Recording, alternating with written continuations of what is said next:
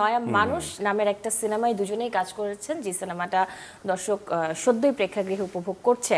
এই প্রসঙ্গে কথা বলতে চাই দুজনের কাছে। আমি একটু আগে জানতে চাই, সিনেমার নাম শুনেই নাকি আপনারা ঝাঁপিয়ে পড়েছিলেন পুরো টিম যে এই সিনেমার কাজে, মানে সেই সিনেমার গল্পটা আর কি নয়া মানুষের, মানে যেটা হচ্ছে যে সেই ঘটনাটা জানতে চাই। ডিরেক্টর বলল যে ভাই আপনার সাথে একটু মিটিং করতে চাই একটা ছবির গল্প নিয়ে। তো একদিন আমরা বসলাম, বসে স্ক্রিপ্ট গল্প পড়লাম, স্ক্রিপ্টটা পড়লাম।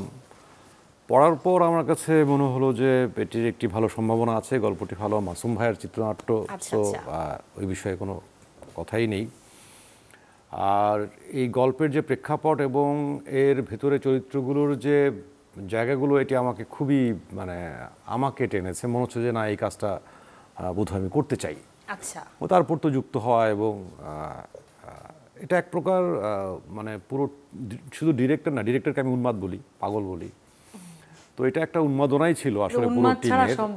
মানে এরকম চাঁদপুরের একটি প্রত্যন্ত চরে গিয়ে সেখানে এই অমানবিক পরিশ্রম করে, মানে ভীষণ রকম কষ্ট করে এরকম একটি সিনেমায় মানে প্রোডাকশন থেকে শুরু করে প্রত্যেকটা মানুষ যেভাবে কাজ করেছে, এটা উন্মাদনা ছাড়া আর কিছুই নয়। যেটা এখন স্ক্রিনে দেখা যাচ্ছে, স্ক্রিনে এখন অনেকে অনেক যে এত সুন্দর ভিজুয়াল, আমাদের গ্রাম, আমাদের নদী, আমাদের চর, মানুষগুলো এত সুন্দর দৃশ্যায়ন দেখতে পাচ্ছে, কিন্তু এর পেছনের গল্প এতটা মানে চোখে চোখে দেখে যত আরাম লাগছে এখন দর্শকের, সেরকম ছিল না।